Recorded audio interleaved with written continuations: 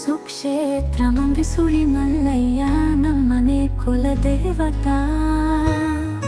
7 ಕೋಟಿ ಘೆ ಮಲ್ಲಯ್ಯ, ಹೇ ಈಶ್ವರ ನಿನ್ನ ಶಿವಲೀಲೆ ಬಲು ದೊಡ್ಡದಯ್ಯ.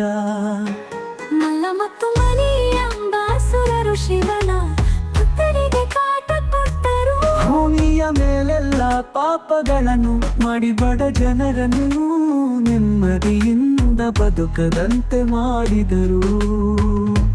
ದೇವತಾರನೇ ಕುಲದೇವತಾ, ಸುಕ್ಷೇತ್ರ ಮಂಗಸುಳಿ ಮಲ್ಲಯ್ಯ ನಮ್ಮನೆ ಕುಲದೇವತಾ.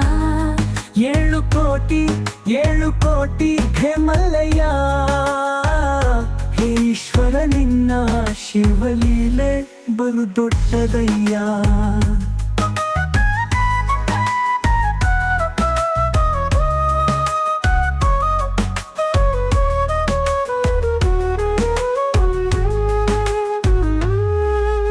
ಸಪ್ತ ಋಷಿಗಳು ಶಿವ ಪಾರ್ವತಿಯರ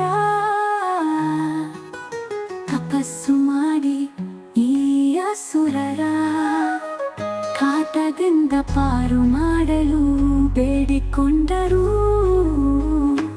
ದೇವತಾರೆ ನಮ್ಮನೆ ಕುಲದೇವತಾ, ಸುಕ್ಷೇತ್ರ ಮಂಗಸುಳಿ ಮಲ್ಲಯ್ಯ ನಮ್ಮನೆ ಕುಲದೇವತಾ. 7 ಕೋಟಿ ಘೆ ಮಲ್ಲಯ್ಯ, ಹೇ ಈಶ್ವರ ನಿನ್ನ ಶಿವಲೀಲೆ ಬಲು ದೊಡ್ಡದಯ್ಯ.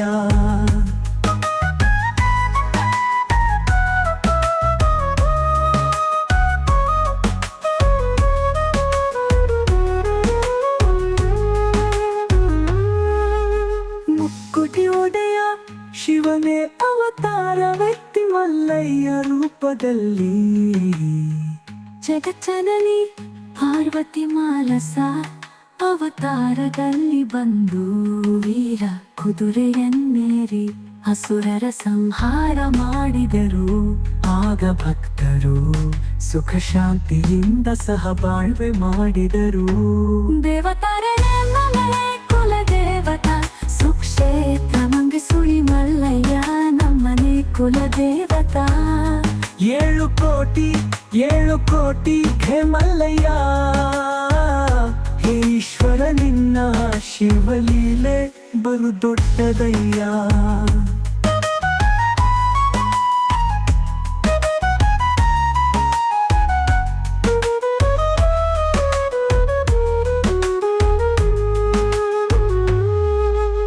ಮಲ್ಲಯ್ಯ ದೇವರು ಮಾನಸಾ ದೇವಿ ವಿವಾಹವಾಗಿ ಭಕ್ತರ ಉಳಿಸುತ್ತ ಬೆಳೆಸುತ್ತ ಸುಕ್ಷೇತ್ರದಲ್ಲೇ ನೆಲೆಸಿದರು.